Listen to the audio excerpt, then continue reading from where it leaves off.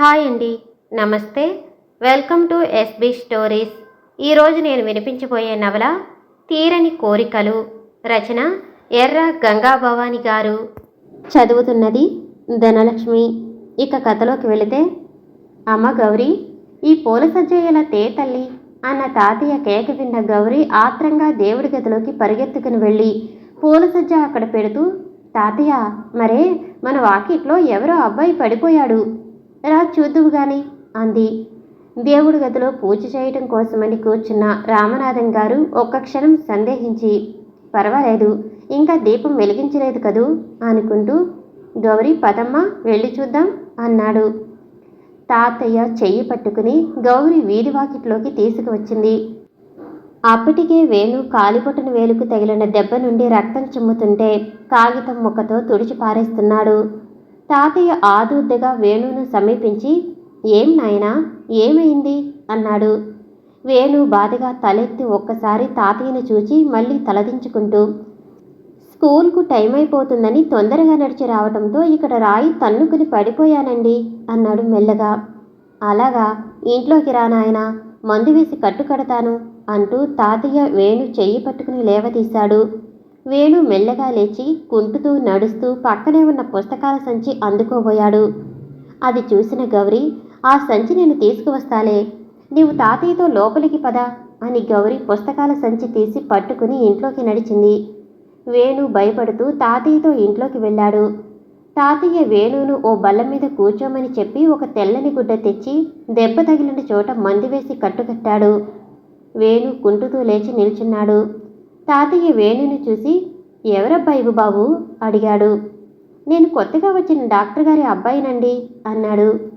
అలాగా, నీ పేరేమిటి నాయనా? తాతయ్య ప్రశ్నతో ఆప్యాయతానురాగాలు తొణికిసలాడాయి. తాతయ్య తీయని ప్రశ్నలకు అంతలోనే బాధనంతటినీ మర్చిపోయాడు వేణు. నా పేరు వేణు అండి. ఆ పిల్లవాడి గౌరవ మర్యాదలకు మురిసిపోయాడు తాతయ్య. సరే నాయనా, స్కూలుకు టైం అయింది, వెళ్ళిరా అన్నాడు. అక్కడే నిలబడి వేణువును చూస్తున్న గౌరీ చేతిలోని తన సంచి తీసుకుని భుజాన తగిలించుకుంటూ, వెళ్ళిరానా తాతయ్య గారు అన్నాడు వేణు. వేణు వినయ విధేయతలకు ఒక్కసారి ఉబ్బి తబ్బిబ్బైపోయాడు తాతయ్య. చిన్నగా నవ్వుతూ వేణు భుజం తట్టి, మంచిది, వెళ్ళిరా అన్నాడు.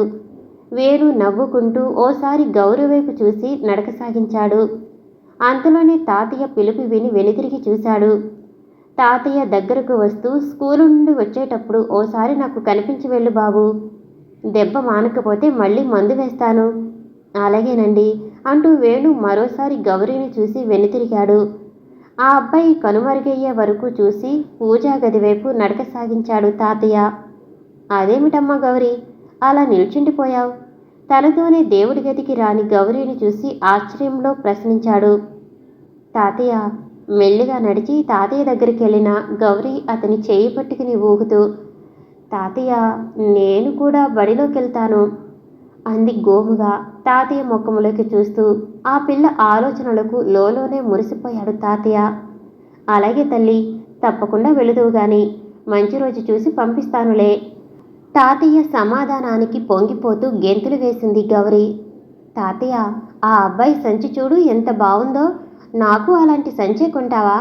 హుషారుగా తాతయ్య ముఖంలోకి చూసింది గౌరీ. రామనాథం గారు కళ్ళంట ప్రవహిస్తున్న కన్నీటిని పైమీది గుడ్డతో తుడుచుకుంటూ, అలాగేనమ్మా, నీకు అలాంటి సంచే కొంటానులే, రా ముందు పూజ చేసుకుని వద్దాం అంటూ గౌరీ చేయి పట్టుకుని గదిలోకి ప్రవేశించాడు తాతయ్య. తాతయ్య గౌరీ దేవుడి ముందు కూర్చుని తాతయ్య మంత్రపఠనం చేస్తూ పూజ చేస్తూ ఉంటే గౌరీ రెండు చేతులు జోడించి దేవుడి వైపు చూస్తూ కూర్చుంది. ఆనాడు రామనాథం గారు పూజ సరిగ్గా చేయలేకపోయాడు. ఎంత మనస్సుని దైవం వైపు తిప్పుకుందామనుకున్నా ఎందుచేతనో జరిగిన సంఘటనలు గుర్తుకు వచ్చి మనస్సుని అల్లకల్లోలం చేస్తూ ఉంటే స్థిమితంగా దైవ పూజ చేయలేకపోయాడు. ఓ అరగంటలో ఎలాగో పూజ అయిందనిపించి లేచాడు. గౌరీ చేతిలో ఇంత ప్రసాదం పెట్టి తానింత నోట్లో వేసుకున్నాడు. పూలియ్యవా తాతయ్య అంది గౌరీ. అయ్యో తల్లి, మర్చిపోయాను, ఉండు తీసిస్తాను అని తన మతిమరుపుకు తనలోనే తిట్టుకుంటూ దేవుడి మీద ఉన్న చేమంతి పువ్వు ఒకటి తీసి గౌరీ తల్లో పెట్టాడు. మరో నిత్య మల్లె పువ్వు తీసి తన చెవులకు పెట్టుకున్నాడు. భారంగా అడుగులు వేస్తూ వచ్చి అక్కడే ఉన్న వాలు కుర్చీలో కూలబడ్డాడు. గౌరీ తాతయ్య దగ్గరికి వచ్చి, ఏం తాతయ్య కూర్చుండిపోయావు, మనం అన్నం వండుకోవద్దు అని అమాయకంగా ప్రశ్నించింది గౌరీ. ఏదో ఆలోచిస్తున్న రామనాథం గారు చటుక్కున లేస్తూ, అవును తల్లి, పద పొయ్యి అంటిద్దాం అన్నాడు. తాతయ్య వెనుకనే పెరట్లోకి వెళ్ళింది. రామనాథం గారు పరధ్యానంగానే కుంపటి అంటించి బియ్యం కడిగి కుంపటి మీద పెట్టి అక్కడే చతికిలబడ్డాడు. గౌరీ కుంపటి విసురుతూ, కూరేం చేస్తావు తాతయ్య, పెద్ద ఆరిందులా ప్రశ్నించింది గౌరీ. ఆ పిల్ల ఆలోచనకు చిన్నగా నవ్వుతూ, అమ్మ గౌరీ, నేను కుంపటి విసురుతాను గాని నువ్వు వెళ్ళి మన బీరపొదల్లో బీరకాయలున్నాయేమో చూడు తల్లి అన్నాడు. ఎందుకు తాతయ్య, పచ్చడిగా? వద్దు తాతయ్య, కూర చెయ్యి బాగుంటుంది అంది గౌరీ. అలాగే, వెళ్ళి కాయలున్నాయో లేవో చూసిరా, నేను వచ్చి కోసి తెస్తాను. గౌరీ గెంతుకుంటూ పెరట్లో పాదుల వైపు పరిగితీసింది. కుంపటి విసురుతున్న రామనాథానికి ఇందాకటి నుండి కూతురు మీనాక్షి మనసులో మెదులుతూనే ఉంది. 8 ఏళ్ల క్రితం ఆ ఊళ్ళో రామనాథం అంటే ప్రతి వారికి అదో విధమైన గౌరవం. ఊళ్ళో వాళ్లకు ఏ పని చేయవలసి వచ్చినా అందరూ వచ్చి రామనాథం సలహా తీసుకుంటారు. రామనాథం ఏకైక పుత్రిక మీనాక్షి. చిన్నప్పటి నుండే మీనాక్షి అంటే రామనాథం గారికి పంచప్రాణాలు. చిన్నప్పుడే తల్లి ఈ లోకం విడిచి వెళ్ళిపోవటం వలన తల్లి తండ్రి తనే అయ్యి మీనాక్షిని ముద్దుగా పెంచాడు. ఆ ఊళ్ళో ఎలిమెంటరీ స్కూల్లో 5 వరకు చదివి ఆ పైన ఇంట్లో తండ్రికి సాయంగా ఉండిపోయింది. చదువు తక్కువైనా స్వతహాగా తెలివితేటలు హెచ్చు. కూతురు తెలివికి మనసులోనే మురిసిపోయేవాడు రామనాథం. మీనాక్షికి పెళ్ళిడు వచ్చిన దగ్గర నుండి రామనాథం గారికి ఒకటే ఆవేదన, ఎవరో ఒక అయ్య చేతిలో పెట్టేస్తే తన బరువు బాధ్యతలు తీరిపోతాయని అనుకుంటుండేవాడు. ఒక రోజున ఆ ఊళ్ళో కరణంగారం భార్యకు జబ్బుగా ఉంటే పట్నం నుండి డాక్టర్ను తీసుకువచ్చారు. డాక్టర్ గోపాలరావుని ఈ జబ్బు కాస్త నయమయ్యే వరకు ఇక్కడే ఉండమని కోరాడు కరణంగారు. అతని కోరికలిన్న డాక్టర్ ఒక్క క్షణం ఆలోచించిన మీదట తన అభిప్రాయం తెలియపరిచాడు. ఎలాగూ తనకి ఈ మధ్య పట్నం వాసం మీద విసిగనిపించి కొన్ని రోజులు ఏదైనా పల్లెటూర్లు గడిపి వస్తే బాగుండును అనుకునేవాడు. అప్రయత్నంగా ఈ అవకాశం లభించింది కనుక కరణం గారి కోరికను అంగీకరించాడు. కరణం గారు డాక్టరు గోపాలరావుకి ఏ ఇబ్బంది లేకుండా అన్ని సదుపాయాలు చేయిస్తున్నాడు. ఆయనకు తన ఇంట్లోనే ప్రత్యేకంగా ఓ గది ఏర్పాటు చేయించాడు. డాక్టర్ హాయిగా తింటూ సాయంకాలం వేళలో కాలువగట్టుకు షికారుకెళుతూ కాలక్షేపం చేస్తున్నాడు. ఒకనాడు సాయం సమయం మీనాక్షి వంట పని పూర్తి చేసి అలవాటు ప్రకారం చంకన బిందె పెట్టుకుని ఊరి అవతల ఉన్న కాలువకు బయలుదేరింది. ఆ ఊళ్ళో ఆమె అందచందాలు చూసి పెదవులు చప్పరించే కుర్రకారెంతమందో ఉన్నారు. కానీ ఆమె గంభీరం చూసి ముందంచె వేయలేక వెంటనే వెనుకడుగు వేసేవారు. కాలువకు వెళ్ళిన మీనాక్షి కాలువలో బిందె ముంచి ఒడ్డుకు తీసింది. చుట్టూ చూసింది. కనుచూపు మేరలో తనకు తెలిసిన వాళ్ళెవరూ కనిపించలేదు. రోజు తనతో వచ్చే అన్నపూర్ణ ఊరికి వెళ్లటం చేత తను ఒక్కతే రావాల్సి వచ్చింది. ఆలస్యమవుతున్న కొద్దీ మీనాక్షి ఆందోళన పడసాగింది. అయ్యో, దీపాలు పెట్టే వేళయింది, ఏం చెయ్యటం? బెదురుతూ మరోసారి చుట్టూ పరికించి చూసింది. కొద్ది దూరంలోనే డాక్టర్ గోపాలరావు వస్తున్నట్టనిపించింది. ఒక్కసారి శరీరమంతా సిగ్గుతో బరువెక్కింది. తల వంచుకుని నిల్చుండిపోయింది. దూరం నుంచే మీనాక్షిని గమనించిన డాక్టరీ తొందరగా ఆమె దగ్గరకు వెళ్ళాడు. ఆమె కంగారు పడసాగింది అతన్ని చూసి. పాపం, బిందెను ఎత్తుకోలేకపోతున్నావు, కాస్త సాయం చెయ్యనా అన్నాడు. అతని చొరవకు మీనాక్షికి కోపం వచ్చినా తమాయించుకుంది. ఆమె అంగీకారం తెలుపక ముందే గోపాలరావు తన 2 చేతులతో బిందె అందుకుని ఆమె నెత్తిమీద పెట్టాడు. మీనాక్షి అతనికేసి కృతజ్ఞతాభావంతో చూసి మెల్లగా నడవసాగింది. ఆమెకెందుకో భయంగానే ఉంది. ఒక మాట వెనక్కి తిరిగి చూసి అతను మీనాక్షి వెనకే నడుస్తున్నాడు. ఆమె నడక కొంచెం తొందర చేసింది. గోపాలరావు ఆమెను అనుసరిస్తూ, ఒక్కరివే వచ్చావు, నీ స్నేహితులు రాలేదా అన్నాడు. మెల్లిగా అతని ప్రశ్నకు ఆశ్చర్యపోయింది మీనాక్షి. అంటే ఇతను మమ్మల్ని రోజు కనిపెడుతూనే ఉన్నాడన్నమాట వేసుక్కుంది మీనాక్షి. ఆమె మౌనాన్ని భంగపరుస్తూ మళ్ళీ అదే ప్రశ్నలేశాడు గోపాలరావు. ఇక చెప్పటం తప్పదనుకున్న మీనాక్షి విని వినబడినట్లుగా పట్నం వెళ్ళింది అంది. అన్నాడు మాటల్లోకి దించాలని. నీ పేరేమిటో తెలుసుకోవచ్చా అన్నాడు వెంటనే. మీనాక్షికి ఒక్కసారి కోపం ముంచుకొచ్చింది. ఏమిటా విధవ ప్రశ్న? నా పేరేమిటైతే ఈయనకెందుకు? అసలు పట్నం వాళ్ళంతా ఇంతే. ఏమాత్రం చనివిచ్చినా నెత్తికెక్కి కూర్చుంటారు. ఒంటరిగా ఉన్న ఆడపిల్లను పట్టుకుని ఇట్లా మాట్లాడటానికి ఇతనికి బుద్ధి లేదుగా మోసు అనుకుని చిరాగ్గా విదిలించుకుంది మీనాక్షి. చెప్పటం ఇష్టం లేదనుకుంటాను. పోనీ చెప్పొద్దులే నిష్ఠూరంగా అన్నాడు గోపాలరావు. ఎందుకో అతని మాటలకు చిన్నగా నవ్వుకుంది మీనాక్షి. పాపం మంచివాడేనేమో, తను ఊరికే కోపగించుకుందేమో. అయినా అతనేమన్నాడు? పేరు చెప్పమన్నాడు. ఇందులో తప్పేముంది? నెమ్మదిగా వెనక్కి తిరిగి నా పేరు మీనాక్షి అంది కర్కశంగానే. ఎందుకు మీనాక్షి నా మీద అంత కోపం? జాలిగానే అన్నాడు గోపాలరావు. తన విసురుకు నొచ్చుకుంది మీనాక్షి. ఎందుకండి బాధపడతారు? నా మాట తీరే అంతా. చీకటి పడుతుంది, ఇంటికి వేగరం వెళ్ళాలి అని త్వరగా నడవడం ప్రారంభించింది మీనాక్షి. దారిలో ఉన్న మామిడి తోటలోకి వచ్చేసరికి మీనాక్షి కొంచెం భయపడింది. ఆమె నడక తీరు హెచ్చుగా ఉండటం చూసి గోపాలరావు చిన్నగా నవ్వుతూ, అంత తొందర దేనికి మీనాక్షి?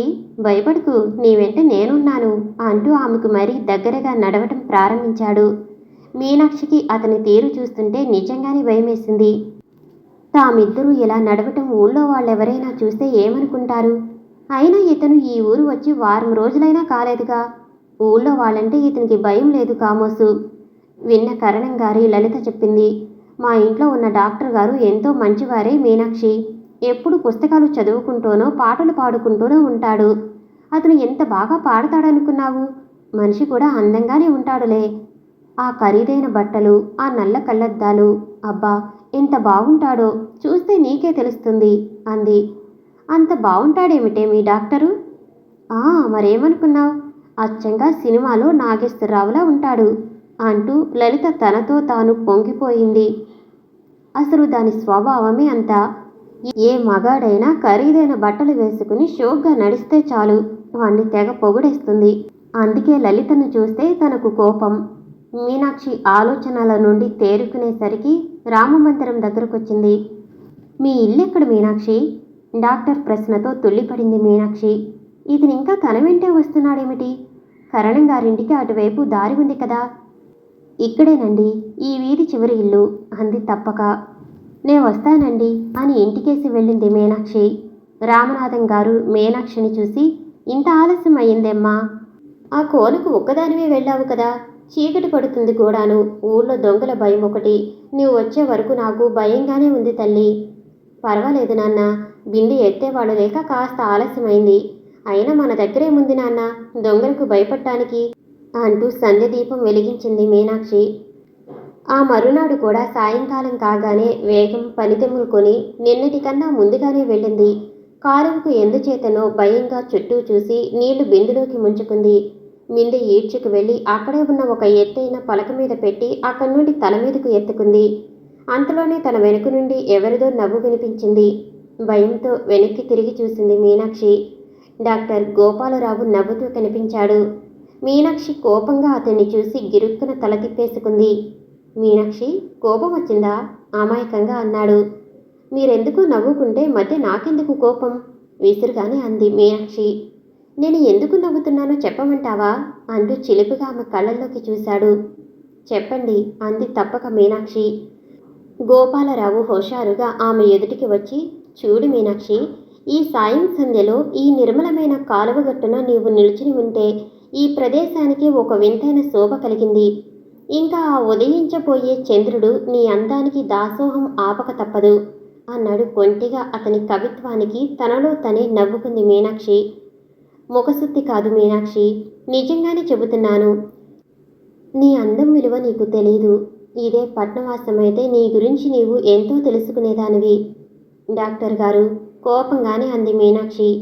ఇక మీదటి ఎప్పుడూ ఇలాంటి మాటలు అనకండి. మీ పట్నవాసులకన్నీ మా పల్లె ప్రజలే ఎంతో హాయిగా జీవిస్తున్నారని తెలుసుకోండి. మీ పట్నంలో ఉన్న మోసాలు కుచ్చితాలు మా పల్లెల్లో వెతికినా కనిపించవు. మా అందాల విలువ ఎవరూ చెప్పనక్కర్లేదు. మేము ఒకరిని ఆకర్షించాలనే తాపత్రయం ఎప్పుడూ పడం. మీరు దయచేసి ఇక మాట్లాడకండి అంది మీనాక్షి.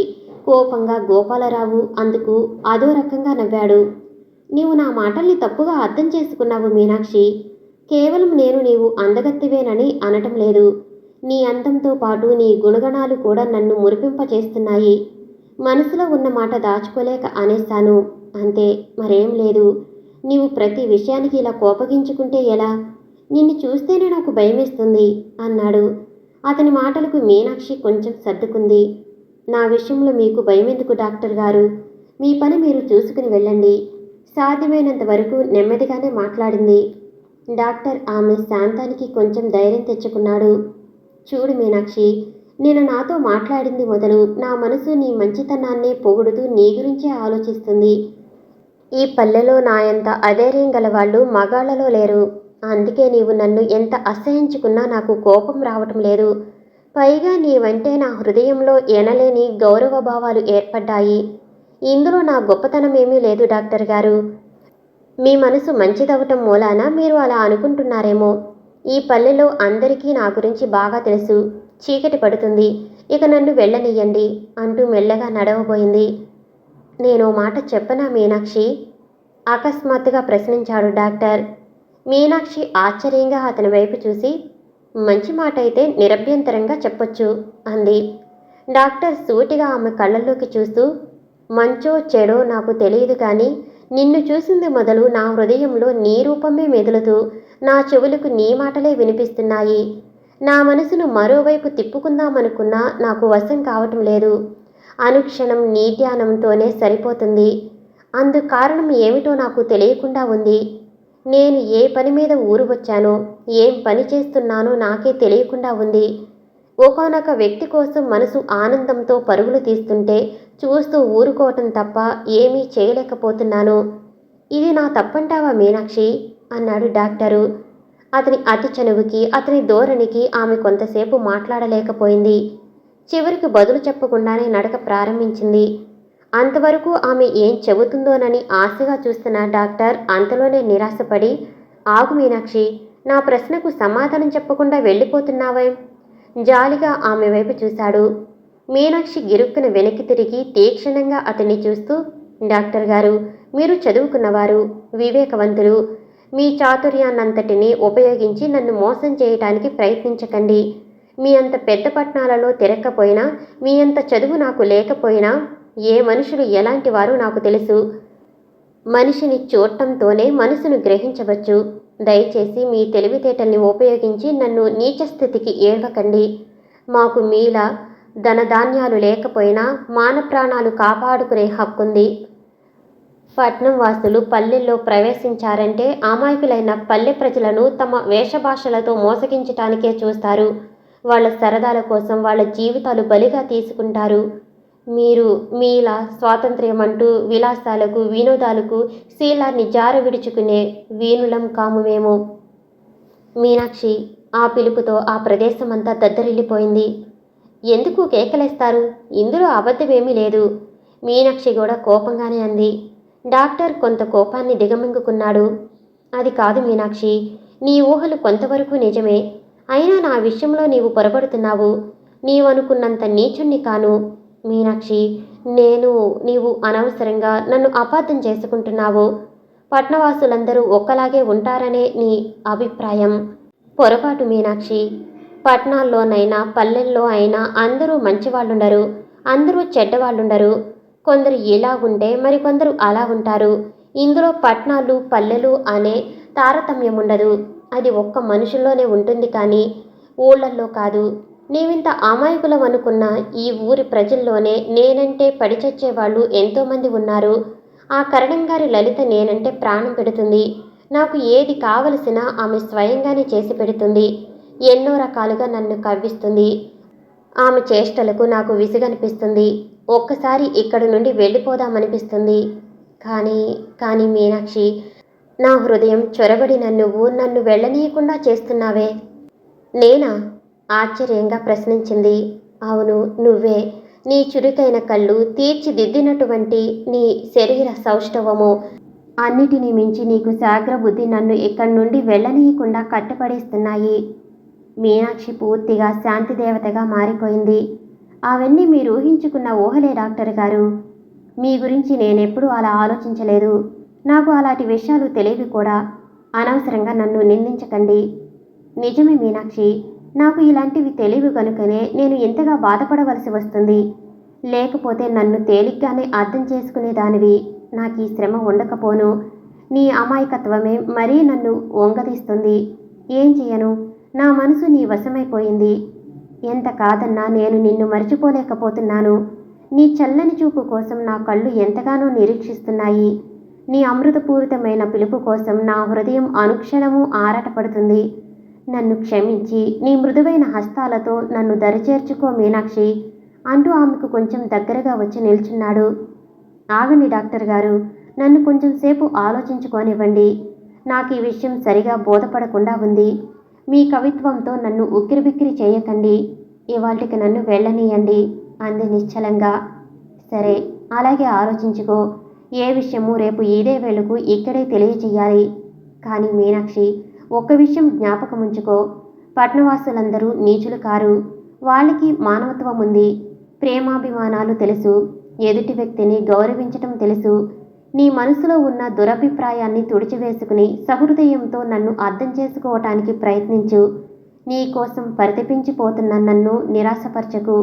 నేను ఎందుకు ఇంతగా ప్రాధేయపడుతున్నానో గ్రహించుకోగల శక్తి నీలో ఉంది. నీ హృదయంలో నాకు స్థానం చూపుతూ నన్ను వెతుక్కుంటూ వస్తావని ఆశిస్తున్నాను. వెళ్ళు.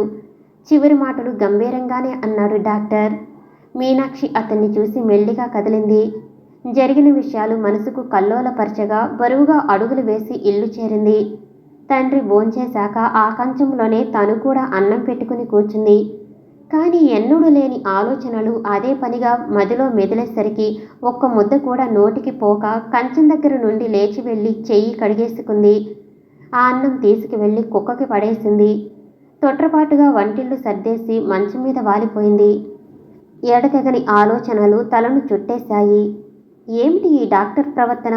తనకు అర్థం కావటం లేదు. నన్ను ప్రేమిస్తున్నానంటాడేం? నాలో ఏమి చూసి ప్రేమించాడు? కనీసం అతనితో మాట్లాడటమైనా నాకు చేత కాదే. ఇందాకంటే ఏదో తెలియని కోపంతో అలా ఏవేవో వాగేశాను కానీ తిరిగి అతను కోపగించుకుంటే తనేం చేయగలదు? అంత పెద్ద చదువులు చదివిన తను పెద్ద ఉద్యోగంలో ఉండి తనలాంటి పల్లెటూరి మొద్దును కోరుకోవటం ఆశ్చర్యంగానే ఉంది. నిజమే, అతనన్నట్టు అతను కోరితే అతనికన్నా గొప్పవాళ్లే దొరకొచ్చు. కానీ తనలో ఏముందని అంత ప్రాధేయపడుతున్నాడు? ఇప్పుడు ఉడుకులో ఇంత తొందర పెడితే ఆ తర్వాత తన హోదాకి సరిపడిన దాన్ని కాదని అతను విచారించవచ్చు. అందులోకి పట్నం వాళ్ళు పెళ్లి చేసుకుంటే కట్నాలు అడుగుతారు. తన తండ్రి అంతేసి కట్నాలు ఇవ్వగలడా? అయినా తమ దగ్గర ఏముందని ఇవ్వటానికి? ఉన్న ఆ కొద్ది పొలంతోనే ఎలాగోలాగా కాలక్షేపం వెళ్ళిపోతుంది. డాక్టర్ గారికి ఇవన్నీ తెలియవు. అతనేదో తనను చూసి భ్రమపడుతున్నాడు. కానీ ఈ విషయంలో అతను తొందరపడుతున్నాడనే అనుకోవాలి. అయితే తను డాక్టర్ని ప్రేమిస్తుందా? ఏమో, తనకు తెలియదు.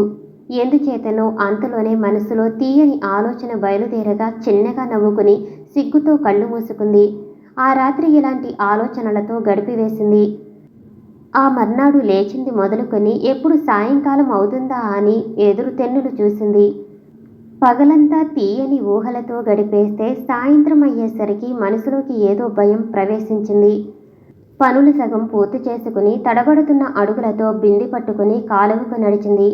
బిందె కాలువలో ముంచుతుండగానే వెనకాల చిన్నగా నవ్వినట్లు వినిపించింది. బిందె నీళ్లలో ఉంది. ఆతృతగా వెనక్కి తిరిగి చూసింది. ఏం మీనాక్షి, కాయా పండా? నవ్వుతూ ప్రశ్నించాడు డాక్టర్ గోపాలరావు. మీనాక్షి సిగ్గుతో తల వంచుకుని బిందె తీసి ఒడ్డున పెట్టింది. అంతలోనే గంభీరంగా, డాక్టర్ గారు, మీ ప్రశ్నకు జవాబు చెప్పే ముందు నేను మాట అడగవచ్చునా? తలెత్తి అతని వైపు చూసింది.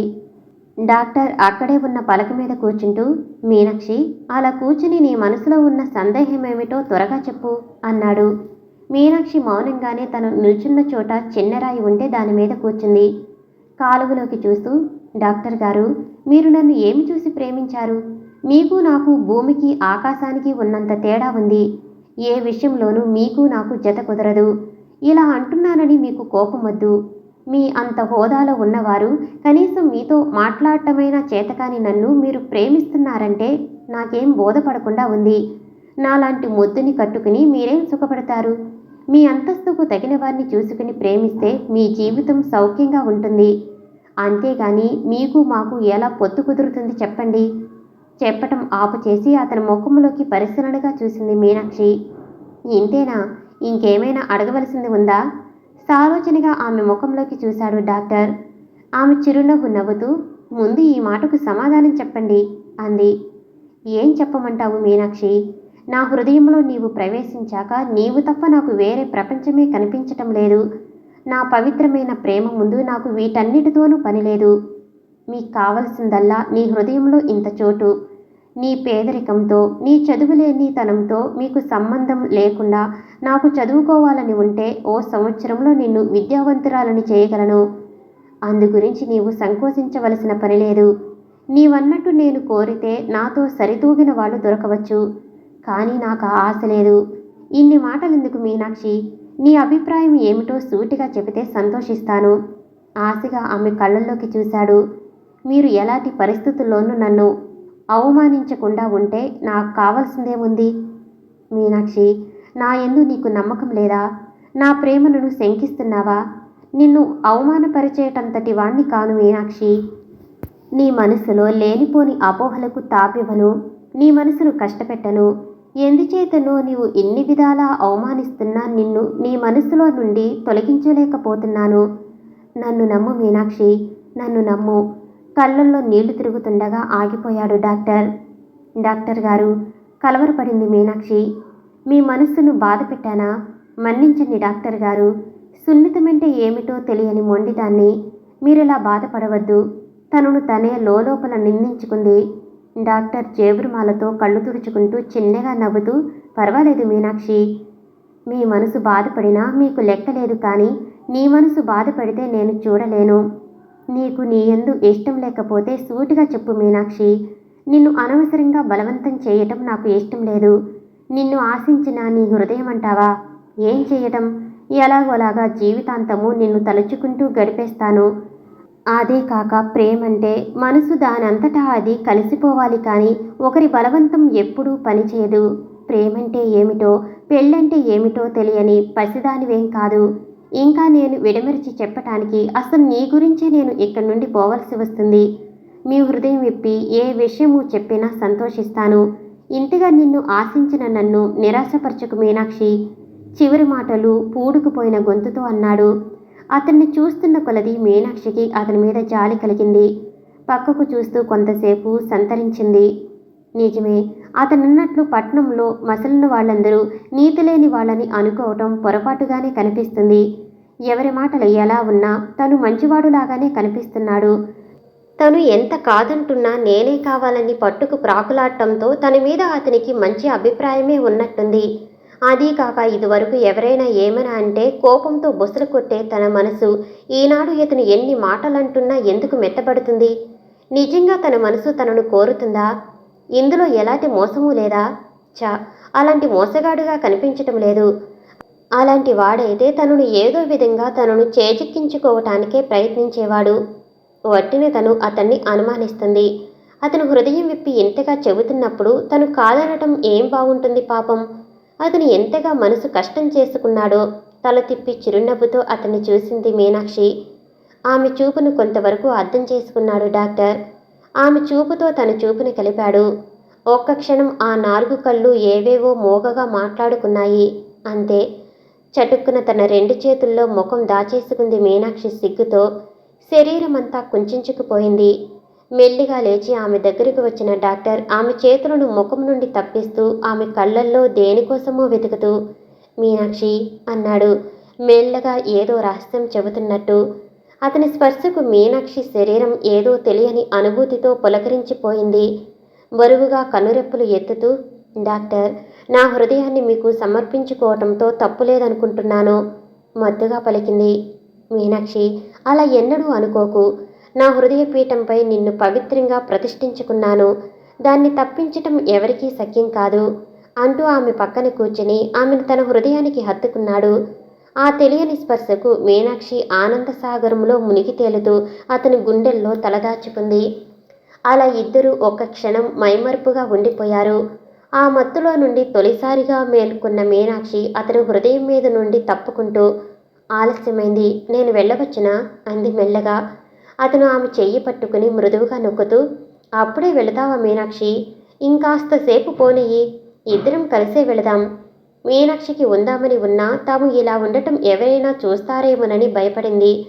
మృదువుగా అతని చేతిలో నుండి తన చేయి విడిపించుకుంటూ, సంధ్య వేళయింది, దీపాలు కూడా పెట్టేస్తారు. మా నాన్న నా కోసం చూస్తూ ఉంటారు, వెళ్ళనియండి. మెల్లగా లేచి నిల్చుంది మీనాక్షి అయిష్టంగానే. డాక్టర్ కూడా లేచి నిల్చున్నాడు. ఆమెను క్రీగంటిని చూస్తూ, రేపు ఇదే వేళకు ఇక్కడికి వస్తావు కదూ అంటూ ఆమె లేత బుగ్గల మీద చిన్నగా చిటిక వేశాడు. మీనాక్షి చిరునవ్వుతో తలూపుతూ బిందె ఎత్తుకోవటానికి తయారైంది. అతని సహాయంతో మీనాక్షి బిందె ఎత్తుకుని తడబడుతూ నడక సాగించింది. నీతో నేను కూడా రావచ్చునా? చిలిపిగా ప్రశ్నించాడు డాక్టర్. మీనాక్షి వెనుతిరిగి రమ్మన్నట్టు చూసింది నవ్వుతూ. ఇద్దరూ నడవసాగారు. సరిగ్గా తోట మధ్యలోకి వచ్చేసరికి ముందు వెళుతున్న మీనాక్షిని ఆగమన్నాడు. ఆమె ఆగి వెనక్కి తిరిగి చూసింది. అతను ఆమె దగ్గరగా వచ్చి చటుక్కున వంగి ఆమె పెదవుల మీద ముద్దు పెట్టుకున్నాడు. అయోమయంగా అతన్ని చూసింది మీనాక్షి. మరేం అనుకోకు మీనాక్షి, ఏమిటో నీవు వెళ్ళిపోతుంటే మళ్ళీ రేపటి వరకు కనిపించవని ఇప్పుడే నిన్ను చూడాలనిపించింది. తీరా నీ అందమైన ముఖం చూశాక నాలో రేగిన కోర్కెలను అణుచుకోలేక నీ లేత పెదవుల్ని తనివి తీరా ఒక్కసారి ముద్దు పెట్టుకోవాలనిపించింది.